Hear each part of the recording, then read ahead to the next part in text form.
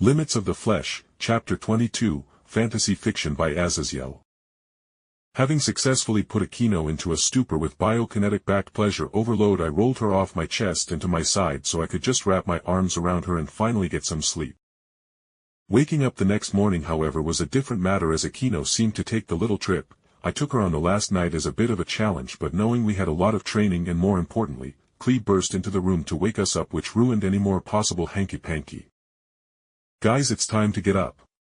Kaneko and Rias made chocolate chip pancakes. Klee said excitedly from the door she had all but kicked in, during her excitement. Gimme a sec, Klee. I yawned as I patted the black tresses of Akeno's hair, making her grumble at ending our little bit of fun. Why is Akeno naked in your bed, master? Klee asked curiously, and for a moment I felt unspeakable dread fill me as Akeno looked to me with an evil glance before she assuaged that fear that she was going to say something that would scar Klee. Oh, we just got super tired after getting out of the bath, so I went with bed to Jake. Don't you sleep with your sisters as well? Akeno asked Klee as she slipped on her robe somehow through some female magic even while under the covers. Yup. But last night big sister Rias pulled us all into her room for a sleepover because she wanted to talk about master and stuff. It was weird. Klee shrugged, throwing her hands up in a what can you do gesture. But I meanwhile realized that Rias was the reason my creations didn't barge in on me and Akeno's fun time. Come on, master. The pancakes are going to get cold, and EI is going to eat them all. Klee yelled, seemingly remembering how she only came to wake us up and then ran off presumably to the living room to go and eat. After Klee ran off, Akeno waited for me just beside my bed as I pulled on some basketball shorts I was going to be wearing for the rest of the day, and just as I feared, Akeno brought up what happened last night. Why didn't you have me reciprocate or even just take pleasure from me after I fell unconscious from what you did to me? She asked me softly as Klee had left the door open in her running from the room. I didn't bother lowering my voice to match her whisper as I shrugged. You may be a tease, but if I am to seduce you, I am going to do it right, I said as I pulled over a shirt, and then as I threw my golden hair back into place, I smiled at Akeno, making her cheeks pink before she scoffed and strode off from the room, but I saw she most definitely was putting a great deal of sway to her curvy backside. Well, time for more violence in the name of training, I muttered dryly as I followed Akeno's path to the living room after I finished getting dressed and ready for the day. Oh, hey Jake. There are still a couple warm pancakes left. Rias called out, and I couldn't help cooing at how cute she was with how she was wearing a thin robe and an apron. The cute part was how she had a rather tiny splotch of pancake batter on her nose.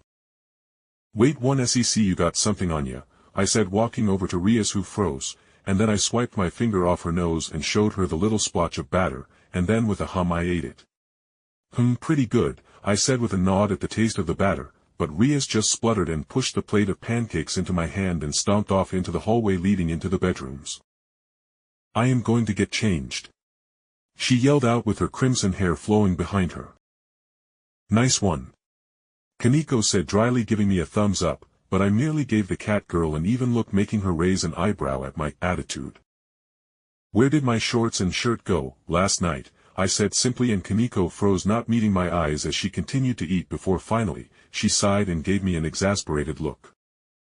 Okay, look, I was on laundry duty last night as we didn't really pack a full week's worth of clothes, but I swear I didn't take your shorts, Kaneko swore, meeting my eyes, and I believed she was telling me the truth. So, who the fuck stole my shorts? I thought desperately as I attempted to put to mind who in the world would do that. Alright. Wait, why did you look so weird if you were just doing laundry? Were you huffing and my shirt smells like some kind of pervert? I asked Kaneko, who wordlessly stood up from the table, with her chair squeaking across the wooden floor, and then the cat girl woodenly left the room with stilted steps, leaving me awkwardly sitting in the now empty room as everyone had seemingly already headed off to training. Welp, living with some half-dozen plus girls are definitely going to need some getting used to, I muttered as I finished off the admittedly good pancakes, and after cleaning up my dishes, I finally went outside to join the rest of the peerage members in training. After directly training my footwork and fisticuffs with Kaneko for an hour, I decided to see how EI was working on swordsmanship with Kiba after seeing how Monet and Klee were in good hands when Rias and Akeno took breaks from their own magic training to allow their stamina and magic to regenerate. Before I even reached the location of Kiba's and EI's fighting, I could hear the clashing of metal weapons meeting each other in a crescendo of blows, not to mention the constant droning screams of EI's holy lightning tearing through the surroundings and creating thunderous explosions.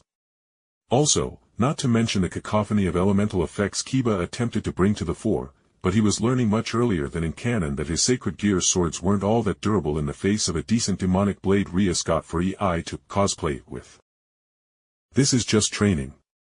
Relax, EI. Kiba yelled out, exasperated, as EI sent a large wave of holy lightning with a swipe of her sword towards Kiba, who had to frantically fly above the wave of lightning. For my master, all combat is to be in his honor, and losing is out of the question, EI said coldly as she took a Lado stance with her sword. Then Kiba, seemingly knowing what was going to happen, broke his normally cool smiling and began cursing as he used his night speed to fly as high as he could. Judgment cut.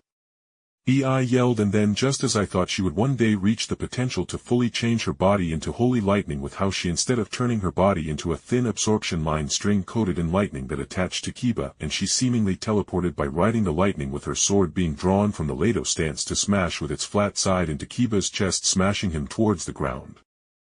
I couldn't help but deadpan as EI saw me on the side of the clearing they had made with their fighting and all, but bounced over to me excitedly. Why couldn't Rias introduce EI to Jetstream Sam or even Raiden? I don't want my adorable EI to turn into an arrogant ass like Virgil from Devil May Cry.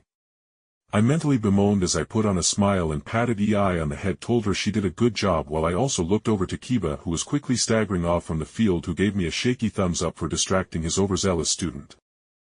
Although Kiba had much greater swordsmanship skills than EI, that didn't change the fact that her holy lightning would overpower him with its conceptual advantage over devils, not to mention I had handcrafted the best physical attributes I had collected from all the devils and fallen into EI. She was simply stronger and built better than he was.